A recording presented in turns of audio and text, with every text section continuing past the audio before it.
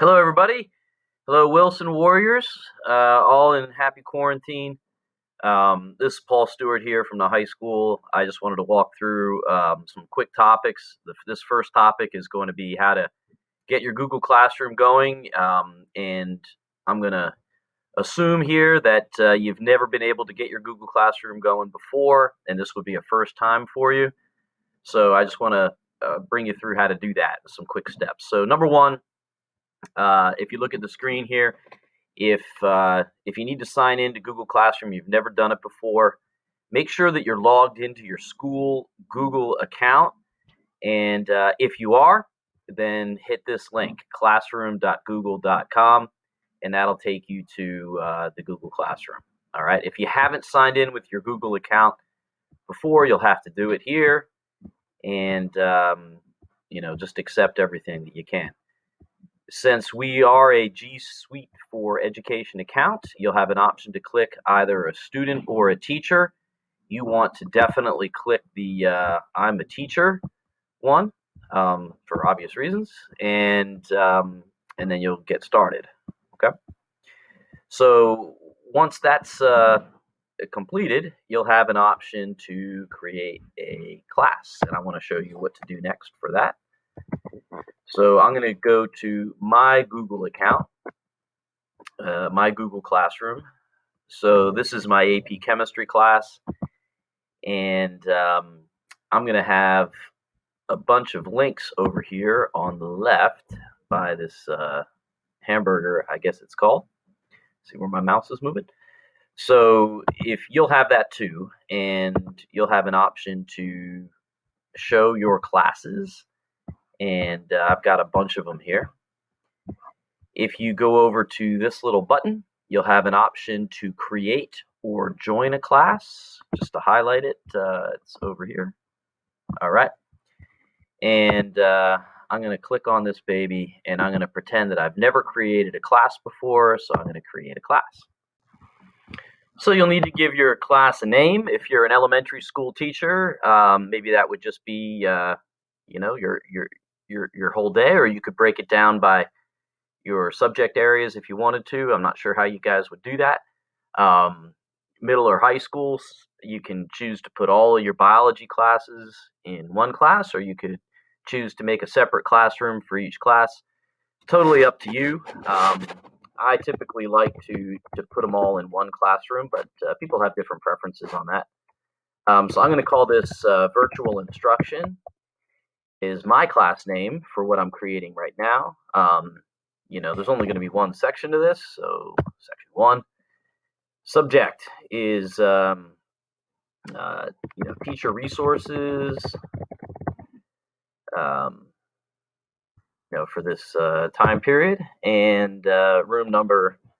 I don't know. We're all at home, so anyway, once you fill that in, you'll just hit this little button over here, which is create. And so you'll have to wait a minute.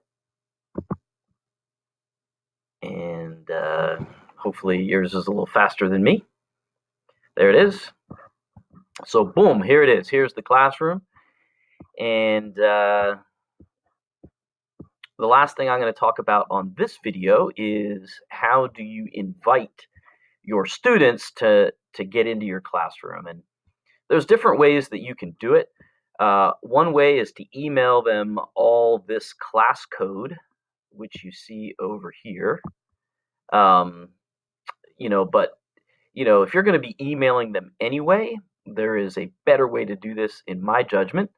So all you'll need is your class list from Skyward, and you could have that up on another screen, or you could print it out ahead of time, or you could just toggle back and forth between the two. And to invite your students into your classroom, you want to go here to People. And right now there is nobody in this classroom, and I'm going to want to invite some people in there. Well, no one in there but me. All right. So we can add, if you have an aide or if you co-teach, you'll want to invite that person into your teacher category. So, I'm going to invite another teacher to be a a co-teacher with me on this page. Now, that's really easy to do.